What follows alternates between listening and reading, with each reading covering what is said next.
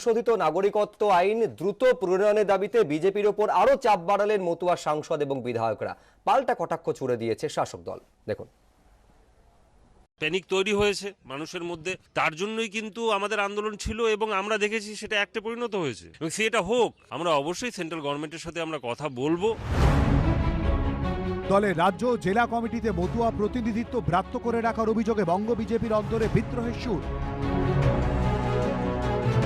এই প্রেক্ষাপটেই বঙ্গ বিজেপির অস্বস্তি বাড়িয়ে এবার সংশোধিত নাগরিকত্ব আইন বা সিএএ দ্রুত কার্যকরের দাবিতে আন্দোলনের ডাক দিলেন বিজেপির মতুয়া সম্প্রদায়ের জনপ্রতিনিধিরা। এবং সেটা হোক, এই মানুষগুলোর, উদ্বাসী মানুষগুলোর জায়গা পাক। কি অসুবিধা আছে যেটা বারবার এটা পিছিয়ে যাচ্ছে সেই ইমপ্লিমেন্ট করায় সমাজে, সেই উত্তরটা আমরা জানতে চাইছি।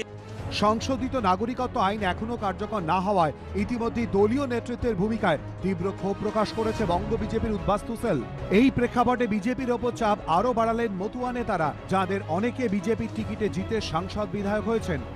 2019-এর 12ই ডিসেম্বর সংশোধিত নাগরিকত্ব বিল আইনে পরিণত হয়। 4 বার পিছিয়ে গিয়েও এখনো আইন কার্যকর হয়নি, আর তা নিয়েই বারবার মতুয়াদের ক্ষোভ প্রকাশ্যে আসছে। রবিবার ঠাকুরনগরে মতুয়া ঠাকুরবাড়িতে কেন্দ্রীয় প্রতিমন্ত্রী ও বিজেপি সাংসদ শান্তনু ঠাকুরের নেতৃত্বে রবিবার 2.5 ঘন্টার বেশি বৈঠক হয়। রুদ্ধদ্বার বৈঠকে ছিলেন মতুয়া ঠাকুরবাড়ির সদস্য ও বিজেপি বিধায়ক সুব্রত ঠাকুর, বনগাঁ উত্তরের বিজেপি বিধায়ক অশোক কীর্তনিয়া ও রানাঘাট দক্ষিণের বিজেপি বিধায়ক মুকুটমণি অধিকারী। আমি কথা বললাম না যে আমাদের সাংগঠনিক আলোচনা হয়েছে, অল ইন্ডিয়া মতুয়া মহাসংঘের সাংগঠনিক আলোচনা যে আমাদের জেলায় জেলায় সংগঠনিক কি কি কাজ থাকছে সেইগুলো নিয়ে, আর কিছুই না। কিন্তু মতুয়া মহাসংঘে যে সমস্ত সদস্যরা বৈঠকে উপস্থিত ছিলেন তারা বেরিয়ে এসে জানিয়েছেন সিএ নিয়ে তারা দেশ জুড়ে আন্দোলনের রূপরেখা তৈরি করতে চাইছেন। মূল বক্তব্য সিএ, মতুয়া প্রতিনিধির বিভিন্ন তাদের দাবি দেওয়া আছে। মতুয়াদের সিএটা ইমপ্লিমেন্ট করতে পারে একমাত্র কেন্দ্রীয় গভর্নমেন্ট। আমাদের দাবি দেওয়া থাকবে কেন্দ্রীয় গভর্নমেন্টের সঙ্গে যাতে সিএটা ইমপ্লিমেন্ট করা হয়, বাস। মানুষকে কাছে টানার জন্য এবং কিছু মতদের আবার ভুল বোঝানোর জন্য, তাদের আবার চক্রান্ত করার জন্য এগুলো করছে। সেটা বারবার করে যখনই তার কোনো কিছু হয় তখনই একটা না একটা করে। এর আগেও করলো, তারপরে নরেন্দ্র মোদী তাকে মিনিস্টার দিল, স্টেট মিনিস্টার। এটাও হতে পারে তাদের একটা পরিকল্পনা। সংশোধিত নাগরিকত্ব আইন নিয়ে বিজেপির অন্দরের ক্ষোভ প্রকাশ্যে চলে আসায় খোঁচা দিতে ছাড়েনি তৃণমূল, পাল্টা জবাব দিয়েছে বিজেপি। এখান থেকে মাংস তুলে নিয়ে, ওখান থেকে মাটি তুলে নিয়ে, ওখান থেকে হাড় তুলে নিয়ে তো আর মানুষ করা যায় না। কাঠামো ভেঙে পড়ছে, যে কাঠামোর উপরে দাঁড়িয়ে আছে সেটা তো অন্যের মাটি নিয়ে, অন্যের সমর্থন, অন্য দলের থেকে ভাঙিয়ে সেটাকে দাঁড় করিয়েছে। কোভিড কালের সময় আমাদের রুল ফ্রেম করতে কিছুটা দেরি হচ্ছে সরকারের। আমরাও এ ব্যাপারে চিন্তিত। আমরা চাই এবং সরকারও চায় যত দ্রুত সম্ভব এটাকে কার্যকরী করা হবে। 2024 সালে যে সাধারণ নির্বাচন আসছে তার আগেই এই পশ্চিমবঙ্গে এটি কার্যকর হবে। 2019-এর লোকসভা নির্বাচন থেকে 2021-এর বিধানসভা ভোট সিএএ কার্যকর করে মতুয়াদের নাগরিকত্ব দেওয়ার বিষয়টি প্রচার করে ডিভিডেন্ড পায় বিজেপি। নদিয়া, উত্তর 24 পরগনার একাধিক আসনে তারা জয়ী হয়, কিন্তু 2 বছর পরেও দেশের সংশোধিত নাগরিকত্ব আইন কার্যকর না হওয়ায় মতুয়াদের অন্তরে ক্ষোভ ক্রমশ বাড়ছে। সমীরণ পাল, দীপক ঘোষ ও অনির্বাণ বিশ্বাস, এবিপি আনন্দ। গোপালচন্দ্র মণ্ডলের কাছে আসবো। গোপালদা, গতকাল রাজ্য নেতৃত্বের বিরুদ্ধে ক্ষোভ, আজকে কেন্দ্রীয় নেতৃত্বের বিরুদ্ধে ক্ষোভ। অনেকে বলছেন যে আশার আলো তখন থেকে দেখতে শুরু করেছিলেন যখন অমিত শাহ বাংলায় এসে ক্রোনোলজি বুঝিয়ে গেছেন, তারপর থেকে 2 বছর পেরিয়ে গেছে। সিএ রূপায়ণ তো দূরের কথা, একেবারে উদ্বাস্তু সেলের, বিজেপির উদ্বাস্তু সেলের বক্তব্য যে বিধিটুকু পর্যন্ত এখনো পর্যন্ত লাগু করা যায়নি। এবার তো আন্দোলনের হুঁশিয়ারি পর্যন্ত দিয়ে দিচ্ছেন যারা মতুয়া সম্প্রদায়ের সাংসদ বিধায়ক তারা। দেখুন, সিএ যেটা এটা 2019 সালে 12ই ডিসেম্বর অ্যাসেন্ডেড বাই দ্য প্রেসিডেন্ট আর কি, রাষ্ট্রপতি আর কি। তারপরে যেটা ছিল যে জানুয়ারি মাসে 2020 সালে 10ই জানুয়ারি এটা ইমপ্লিমেন্ট হবে, কিন্তু সেটা কেন্দ্রীয় সরকার করে উঠতে পারেনি বিভিন্ন তার টেকনিক্যাল কারণে, আইনগত কারণে। এবং এটা নিয়ে আমরা দেখেছি এই পশ্চিমবঙ্গেও বিরোধী রাজনৈতিক শক্তি যারা আছেন তারা তো একদম মাঠে ময়দানে সিএ মানব না, সিএ করতে দেবো না, এই সমস্ত তারা স্লোগান দিয়েছেন, রাজনৈতিক সমাবেশ করেছেন। পাশাপাশি আমরা এই আন্দোলনের কথা কিন্তু কোনো বিরোধী দল বলছেন, এটা বিজেপিরই নির্বাচিত সাংসদ বিধায়কদের বক্তব্য। সিএ বিরোধী যারা আন্দোলন করছে তাদের কথা বলছি। সিএ আজকে যে দাবি করছেন তারা মতুয়া মহাসংঘ থেকে, আর আমি যে আন্দোলনের কথা বলছি সেটা সিএ বিরোধিতা করে যে আন্দোলন পশ্চিমবঙ্গের বুকে হয়েছিল, এমনকি এনআরসি সিএ নিয়ে সারা পশ্চিমবঙ্গে আগুন জ্বলিয়েছিল, দিনের পর দিন কত রেল অবরোধ হয়েছিল এবং সেখানে আগুনও জ্বলেছিল। শুধু তাই না, আমরা আলিগড় মুসলিম বিশ্ববিদ্যালয় সেখানে বিক্ষোভ। আমি গোপালবাবুকে নিশ্চিত করে দিচ্ছি, আগামী দিন যদি সিএ, যেটা উনি বললেন যে শ্রমিক ভট্টাচার্য বলে 2024-এর আগে সিএ যদি করেন, সিএ এনআরসি, আমরা জীবন দিয়ে রূপো রাস্তায় দেখা হবে আপনাদের সঙ্গে, সেটা বলে রাখার। কারণ মানুষকে বিচ্ছিন্ন করে রাখার, এই জমি দেওয়ার নামে, অধিকার দেওয়ার নামে মানুষকে বিচ্ছিন্ন করার প্রচেষ্টা আমরা কোনোভাবে মেনে নেবো না, কোনোভাবে মেনে নেবো। ওখানটায় আস্তে করে হালকা করে সাম্প্রদায়িক তাসটা খেলতে চাইছে সন্তান যে দলটা, আমরা বিভাজন করতে চাইছি না, সাম্প্রদায়িক প্রতিনিধিত্ব করছে। এখানটা কি করছে এখানে আমরাই তো লড়ছি, উদ্বাস্ত আন্দোলন আমরা ছাড়া কে লড়েছে? আমরা ছাড়া উদ্বাস্ত আন্দোলন কে করেছে? আমরা বার্তা দিয়েছি উদ্বাস্তুদের, দেখান না গোটা পশ্চিমবাংলা জুড়ে উদ্বাস্ত আন্দোলন ইতিহাসটা দেখান। আমরা বার্তা দিয়েছি আমাদের নির্দিষ্টভাবে বলে যাচ্ছি, যদি বিভ্রান্ত করতে চান, মানুষকে বিভাজন করতে চান, রাস্তায় বুঝে নেবো কত জোর আছে, বুঝে নেবো কত জোর আছে, বুঝবেন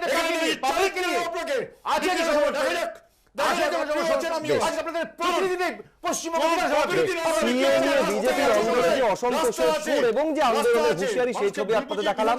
এবার শাসক দলের অন্দরে অসন্তোষের সুর কি কারণে সেই ছবিটা দেখাবো এবং সেটাকে কিভাবে বিজেপি এবং বামেরা হাতিয়ার করছে দেখাবো, দেখুন। আমি শৃঙ্খলা রক্ষা কমিটির পক্ষ থেকে সংশ্লিষ্ট সকলকে অনুরোধ করব যে এরপর থেকে আপনারা এ ধরনের সমস্ত রকম যে মন্তব্য বিবৃতি চালু রেখেছেন তা বন্ধ করুন। উনি যদি আমায় বলে দেন, আমি দলের বিরুদ্ধে বলছি না, কোথায় জানাবো, কখন জানাবো, কার কাছে জানাবো। বঙ্গ বিজেপির অন্দরে বিদ্রোহ তো তৃণমূলের অন্দরে অসন্তোষের সুর। তৃণমূল সাংসদ অভিষেক বন্দ্যোপাধ্যায় ডায়মন্ড হারবার মডেল ইস্যুতে শ্রীরামপুরের সাংসদ কল্যাণ বন্দ্যোপাধ্যায়কে নিয়ে দলের অন্দরে ক্ষোভ ঠেকাতে শনিবার কড়া বার্তা দেন তৃণমূলের মহাসচিব ও দলের শৃঙ্খলা রক্ষা কমিটির প্রধান পার্থ চট্টোপাধ্যায়। কিন্তু তার বার্তার কিছুক্ষণের মধ্যেই ফেসবুক লাইভে পাল্টা প্রশ্ন ছুড়ে দেন মদন মিত্র। রবিবার ফের সেই প্রশ্নে আরও সুর চড়িয়েছেন কামারহাটি তৃণমূল বিধায়ক। তো দলকে তো জানানোর কোনো স্কোপ পাচ্ছি না, তাই উনি যদি আমায় বলে দেন যে আমার বাড়ির তলায় যে কনস্টেবল থাকে, কনস্টেবলের থেকে নিয়ে যাবেন, আমি সেখান থেকে নিয়ে আসবো। এই সমস্ত ইস্যুগুলোকে আমাদের সামনে আনবেন না, আমাদের দলের ব্যাপার আমাদের উপরে ছেড়ে দিন, আমাদের দলের ব্যাপারটা আমাদের উপরে ছেড়ে দিন। তৃণমূলের বড় নেতাদের একাংশের মধ্যে এহেন টানাপোড়েন প্রকাশ্যে আসতেই তীব্র কটাক্ষ করেছে বিজেপি। দুজনই পুরনো বন্ধু, একজন হেভিওয়েট মন্ত্রী মমতা বন্দ্যোপাধ্যায়ের সহযোগী, আরেকজন কালারফুল নেতা। তো এই পরিস্থিতির মধ্যে দুজনে কি করবেন, সবশেষে দুজনে মিলে গিয়ে ও লাভলি বলবেন কিনা সেটা তো আমাদের জানার কথা নয়, এটা ওদের ঘরোয়া ব্যাপার। এই প্রেক্ষাপটে বিজেপির আইটি সেলের প্রধান ও বাংলার দায়িত্বপ্রাপ্ত সহ পর্যবেক্ষক অমিত মালব্য তৃণমূল সাংসদ কল্যাণ বন্দ্যোপাধ্যায়ের একটি বক্তব্য টুইটারে পোস্ট করে বিতর্ক উস্কে দিয়েছেন। মালব্য টুইট করা ভিডিওতে শ্রীরামপুরে তৃণমূল সাংসদকে বলতে শোনা যাচ্ছে মমতা বন্দ্যোপাধ্যায়ের জন্যই দলের সবাই ভোট পেয়েছেন। সেই বক্তব্যকে তুলে ধরে অমিত মালব্য তীর্যক প্রশ্ন, তাহলে কি মমতা বন্দ্যোপাধ্যায় এবার তাঁর ভাইপোর ডানা ছাড়ছেন? তাঁর দলের মধ্যে যে একদম সব রকম কেলেঙ্কারি, গোষ্ঠীবাজি, বিদ্রোহ, তার থেকে নজর ঘোরাতে তিনি এই ধরনের বোগাস ফালতু কিছু পোস্ট করে নজর ঘোরাতে চাইছেন। সার্কাস পার্টিতে জোকারদের দেখতে পাচ্ছি আমরা, কেউ সেজে আসছে রাজার মতন, কেউ সেজে আসছে ভোলা ময়রার মতন, যে যার মতন বাতালা হচ্ছে। এর থেকে ভালো সার্কাসকে দেখবে আর বাংলায়? দিদি কেন চুপ? এখন দেখার নেতায় নেতায় অসন্তোষ ঠুকতে শেষ পর্যন্ত কি পদক্ষেপ করে তৃণমূলের শীর্ষ নেতৃত্ব। অনির্বাণ বিশ্বাস, দীপক ঘোষ ও রাজীব চৌধুরী, এবিপি আনন্দ। দেবনারায়ণ, আপনি নিশ্চয় মানবেন যে রাজনৈতিক অঙ্কের নিরিখে এই মুহূর্তে সব থেকে স্বস্তিদায়ক জায়গায় তৃণমূল কংগ্রেস রয়েছে। বিধানসভা নির্বাচন, তারপরে উপনির্বাচন, কলকাতা পুরসভার ভোট, ধারে কাছে কোনো বিরোধী শক্তি নেই। কিন্তু এখন সব থেকে শাসক দলের কাছে অস্বস্তি মনে হচ্ছে দলেরই অন্দরে। এই যে অসন্তোষের সুর, সেটা ক্রমশ উচ্চগ্রামে বাজছে বলে মনে হচ্ছে। শিরোপীড়ার কারণ এটা একটা প্রচারের একটা আঙ্গিক, এর যারা প্রচার করে ইলেকট্রনিক মিডিয়া বা প্রিন্ট মিডিয়া, এরা কিছুটা রসদ করতে পারে। কিন্তু ওটা আমি কোথায়, আমি যে কথাটা বলছি, আজকে মুখ্যমন্ত্রী যেটা বলেছেন, এই নির্বাচনটা ঘোষণা হয়েছে অনেক আগে, এই সব ঘটনার অনেক আগে, তারপরে নির্বাচন বন্ধ করা যায় কিনা, তারপরে আপনাদের মেলা বন্ধ করা ইত্যাদি বক্তব্যগুলো পরবর্তীকালে। কিন্তু সেই সমস্যাটা হলো যে আজকে সত্যিকারে এই অবস্থা কারণের জন্য নিঃসন্দেহে কিছুদিন পিছাতে হবে, কিন্তু সে পেছোতে গিয়ে যারা পিছবে তাদের তারিখ হচ্ছে 10 আর আমাদেরটা 12, তাদের নিজের গায়েটা দেখছে কি? আমার প্রশ্ন, তৃণমূলে এই গন্ডগোলটা নেই, এটা বিরোধী পক্ষরা নিশ্চয়ই তো এটা যেখানে মমতা ব্যানার্জি বেঁচে আছে, ভাই যেটা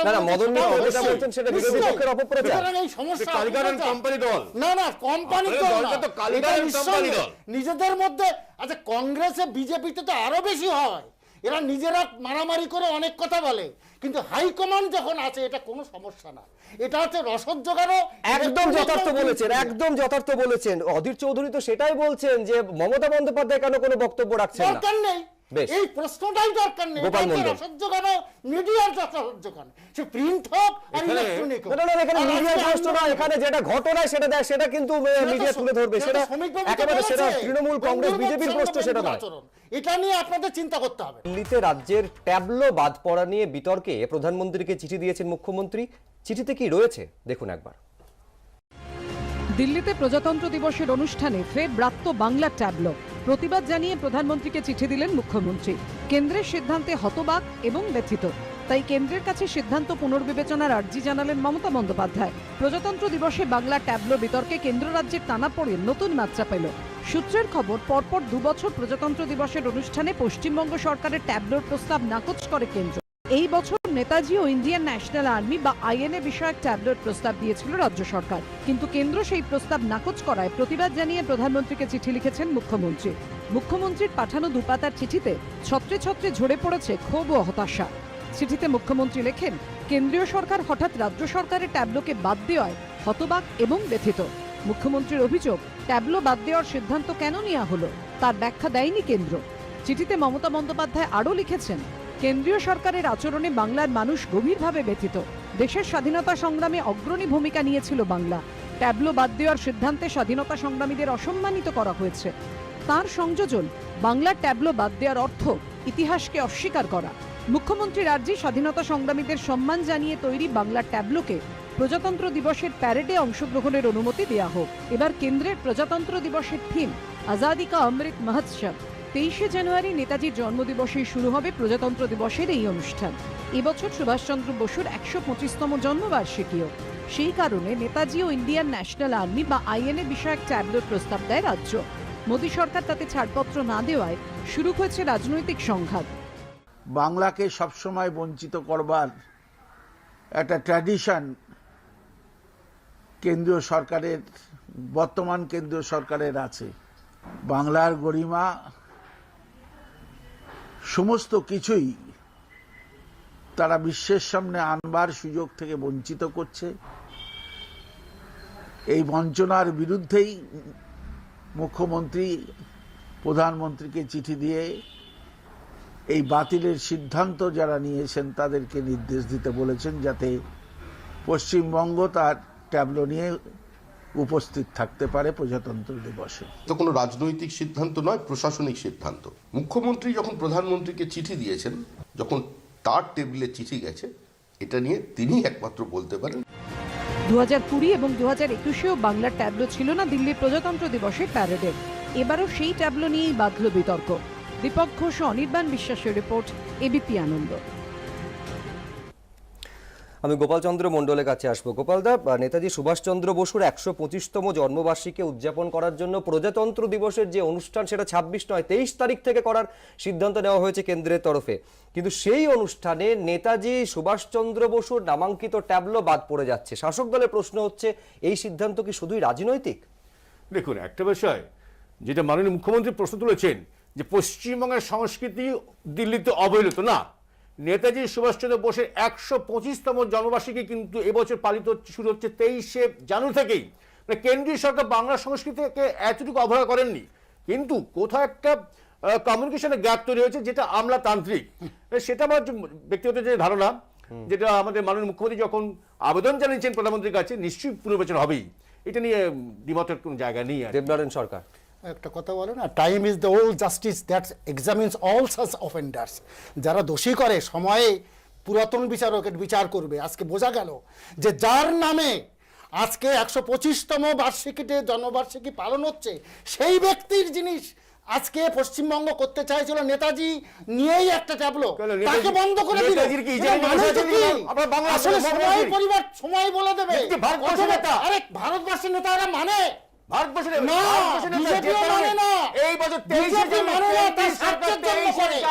বিজেপি নিজের স্বার্থ করে।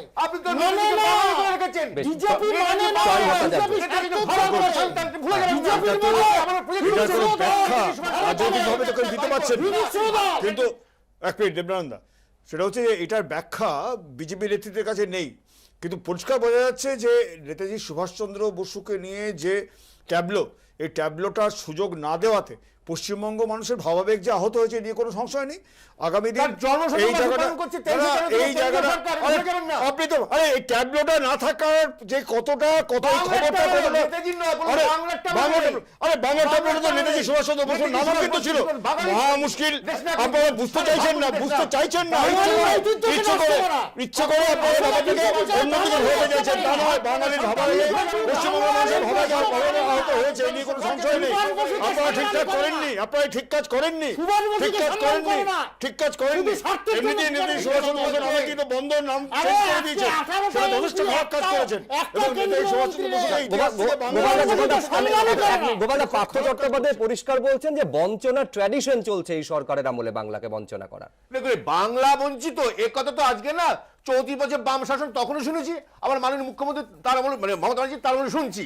তা আমরা তো বলেছিলাম যখন 2019 সালের নির্বাচনে পরিষ্কার বলেছিলাম, এবং 2021 সালে বলেছিলাম যে ডবল ইঞ্জিন। তো বাংলা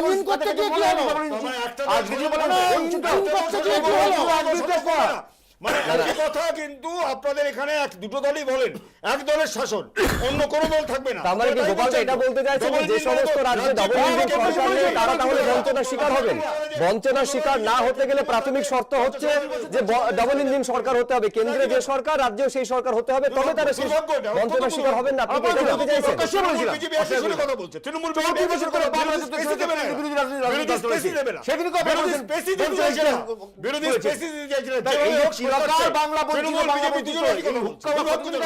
এটা গণতন্ত্রের পক্ষে বিপজ্জনক, যুক্তরাষ্ট্রীয় গণতন্ত্রের পক্ষে বিপজ্জনক। আপনারা আজকে প্রমাণ দিয়েছেন কি কেন্দ্রে 18 জন এমপি, তার একজনও মন্ত্রী নেই। বাংলাকে আপনারা শাসন করেন না, বাংলাকে শোষণ করেন। মুখ্যমন্ত্রী চিঠি দিয়েছেন, একেবারে সেই চিঠিটা রয়েছে আমার হাতে। এখন এই চিঠি প্রধানমন্ত্রীকে দেওয়া চিঠি, এই চিঠির উত্তরে কি জবাব আসে আমাদের অবশ্যই সেদিকে নজর থাকবে।